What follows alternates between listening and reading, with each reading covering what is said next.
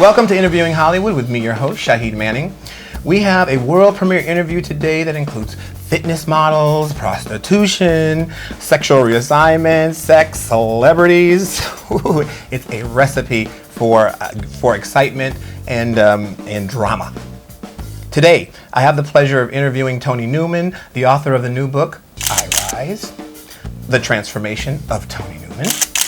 I Rise is an exciting new book that chronicles Toni's transformation from a world-recognized playgirl model to a high-priced transgendered prostitute, whose clientele included top Hollywood celebrities and producers. What struck me after meeting Toni was her bravery. In the face of many obstacles at the height of her male modeling career, he announced to the modeling world, family and friends, that he needed to become a she. Then, with little or no support, he went from Toni Newman with a Y to Toni Newman with an I. You talked a lot about the hardship of becoming a transsexual. Now we're at the point where you were like, I need to start changing the way I look to match my inside. You shared with me some hardship stories between what black women go through versus what their white counterparts go through. Share with us the trials, the trials and tribulations of transforming yourself from an economic perspective, not to mention from all the things that happen at work. So you walk into work and you tell them, I'm going to change. What happened? I was working at Adolphus Fitness at that time. Okay. And he's a black bodybuilder. Owned it with his wife Barbara. Okay. And there's no way I could still be the trainer that I was, Toni the man, because people were more focused on the outward appearance, the wig, and all of that. I'm just a drag queen training people. Right. So he's like, look, when you come here, I need you to be a man. A man. And you didn't want to do that. You and I are the best of friends. And I knew if I'm going to do this, I have to do it all out. So I quit. Wow. And I had a choice. He gave me several choices. Right. But none of them included me transitioning on the job. Wow. So I quit, and the only place I knew to go to find them at that point was on 14th Street, called Tranny Prostitution Row. That's where most of your gorgeous transsexuals was back in the 90s. Okay. At that time.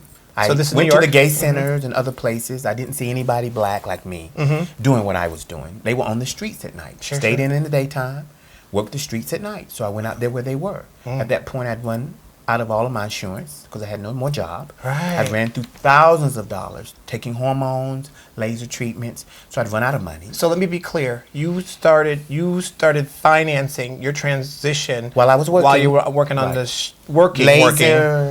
But then you had to supplement it after you walked away from your job. I still had the same bills. Okay, right. So you went straight down to 14th Street. I had to pay my rent, and now I had extra stuff of almost $1,000 to $2,000 a month of transitioning. Wow. The laser stuff was very expensive. The laser of the body. Okay, I don't want to get too vulgar. Hormones. But how much do you make on 14th Street a month? The dates were $40 to $50 blowjobs. Really? So it took 7 to 8 dates of sucking cock to earn $400 a night. So it was a you go from making $2,000 a week to making $200, sometimes $100 a night, sometimes $175, sometimes $50 a night. So it was a whole. But it was harder. Then you're saying a little bit harder. You got 50, 60 girls out there, and you strutting it. They're strutting it. The car pull over, and if the vibe wasn't you, he'd drive up and pick up the one in the red. I don't want to get to the guys yet because that's my third segment. Okay, so but what I want to focus on is the difficult economic situation, the more difficult economic situation, the difference between the black transgendered and you mentioned this to me and the white transgender. You have no money. You can't call home and say, "Hi, mommy, I need $500 this month to get my hormones. I need that to get my silicone treatment." Well, you better pray because I won't give it to you. Right. If the black family has it, they're not going to give it to you. That's right. Because most of them don't like the fact that you're doing it. Most of the black girls quit high school, right. have no GED, so they left home early because the family just didn't take them. So it's the age-old economic difference, and it was a step down from being black gay. Right. Black gay was tough, but okay. Right. So you even lower than that. Wow. Black transgender is like we don't want to hear from you right now. How'd that make you feel? It was what it was. You had to do it because that's who you are. And so I whored and walked the street and lived in the Harlem and lived in the crack house and lived with the prostitutes, the females, the dope dealers. I had that room in that house, and dope was being sold on the 3rd floor, cops in and out. You know, for a year and a half, it was what it was. Right. You know, right. What can you do? So, sadly, you told me that, I mean, you're a very smart woman, and you told me that you did research on your pre-op because you wanted to, because you were going to go all the way. I fully intended to go post-op, and then I started working 14th Street and running into girls who had removed their balls, first step, into going that direction, and seeing what occurred. And then I started calling doctors, emailing doctors, asking questions, and then began to see the reality of it. Maybe I didn't get what I want to get. Maybe it wasn't going to work like I wanted to do. You told me that surgery has not been perfected even till today. Right. Even by $20,000, which is probably the best vagina you can buy, is 20 grand. And it just wasn't. Okay. That's interesting because I remember we were talking about this. Right. Others, as you know, Tyra, the young lady, she's already paid her, I think, several thousands of dollars. Right. She has it, and I wish her the best. Right. But for me... She actually did it on Tyra, actually, and she had a transgendered person to do it.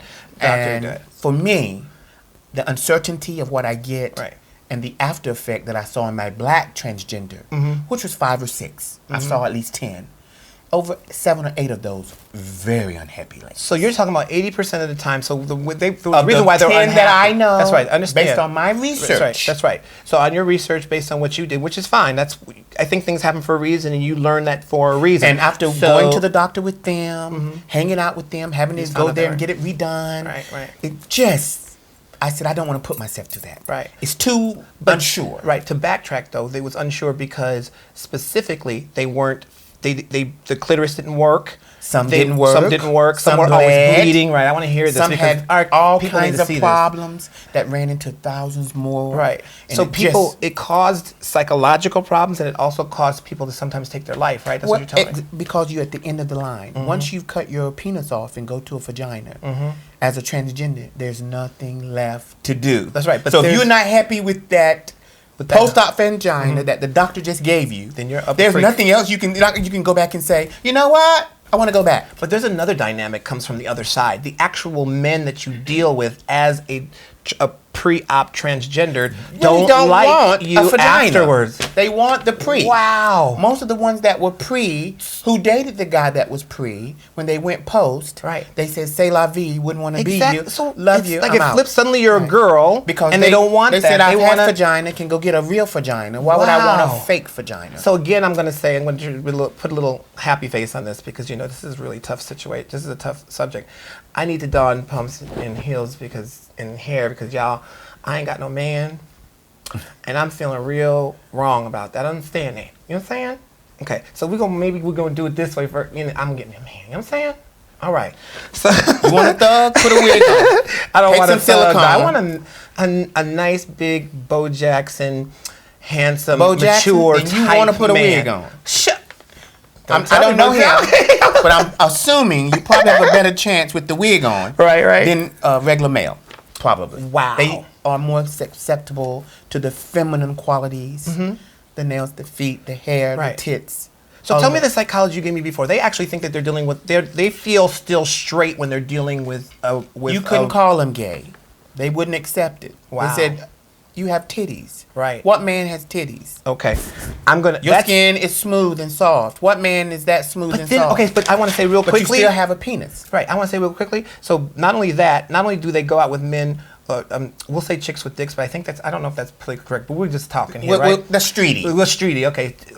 Transgendered individuals chicks with big dicks are the ones that do the very best. But they actually have guys who like them and are bottoms. And they actually fucking the guys, the straight bottoms, guys. Oral, giving, receiving. Okay. They will consider themselves heterosexual, marry, have kids, that is and continue. We'll talk about Santa Barbara.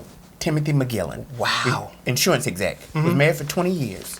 Before he married his wife, he met a black transgender.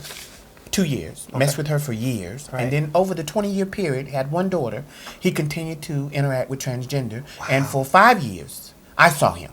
Wow. He told me about his daughter who dated a black man, who his wife is a racist, who didn't know his daughter been dating a black man for 5. I knew all about his life. But his wife didn't know that he was dating a black transsexual. Had no clue. Now, they divorced due to many reasons, but she, up until I recently, was just notified that Timothy and I were connected. Someone found out that he had seen me, now, right? And his daughter found out, and it's just wild that this guy's been married for 20 years, but for 30 years he's been messing around with transgender and wouldn't consider himself gay. Wow. He goes to Santa Barbara business in the country club, and he ran an insurance business and would say to today that he's heterosexual, but he craves, as he calls it, black cock. Wow, but on a woman. And loves to be fucked by a transgender, though. It can't be a straight, it can't be a gay guy. Wouldn't get with a guy who's just a guy with a big black dick. Right.